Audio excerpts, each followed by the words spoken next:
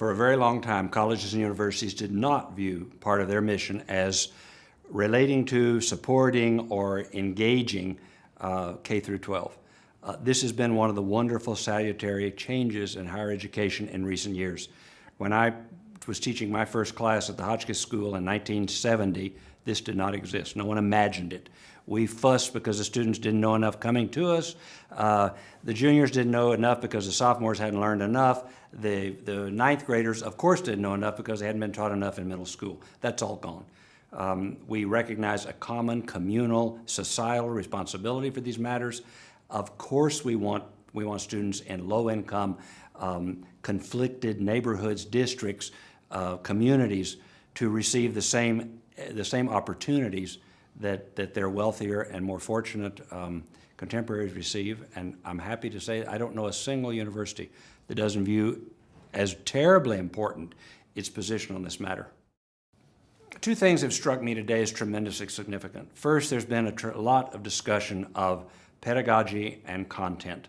I have always thought that this was a false opposition. How can you possibly teach creatively and with excitement if you don't know what you're teaching? Content has to come first. Don't tell me you want to save lives and change the world. Learn something that means a lot to you and then care about imparting it. I've said this to teachers, to administrators, to people from the community who've come for years. I want to teach. I'm going to retire and I'd like to teach. I've made some money and now I'd like to give back. Okay, what would you like to teach? Oh gosh, I can teach anything. I can teach English, I can teach history, I can teach math. No, wait a minute. Teaching is hard. You have to teach what you love. Good teaching, I believe, starts with a passion for a discipline, for a body of knowledge that you yourself have cared so much about that you have worked very hard at learning as much as possible. And that's the beginning. At that point, because you already know it and you love it and you want to communicate it, then pedagogy becomes a natural obsession.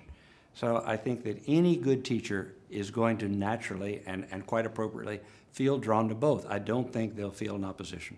The second thing that I've observed in the conference, for me is very significant, is hearing so many teachers talk about how hard it is to do what in the university we do manage to do because they're older.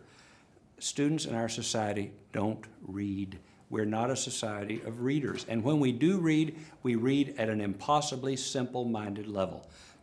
Several years ago, I realized your reading can reach about the level of a Nancy Drew mystery, about a 7th or 8th grade, and it can remain there for life unless we're challenged to read something more complicated.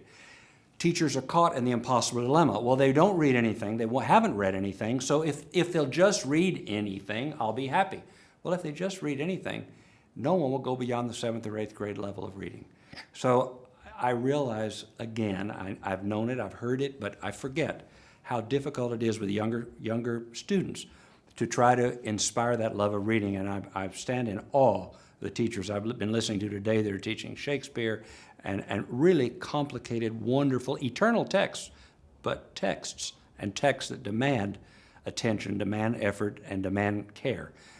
They're doing it, and they're doing it well, and I'm in awe. Two things that I knew before, but I'd forgotten, and I was reminded of. One lady talked about how she had used a painting by Picasso to then help unlock a poem by Robert Frost. I heard another lady talk about how she had asked students at the end of a short story to draw the characters. I had forgotten. Years ago, I had seen this done. It's an astounding exercise. Every student draws a different version of the same character. It's a dramatic way to harness the visual and the written. And I had forgotten those techniques, and certainly want to go back home now and talk about them and put together some institute in Laredo like what I'm seeing here. We do this sort of thing often, but much less well organized, not in any kind of systematic way.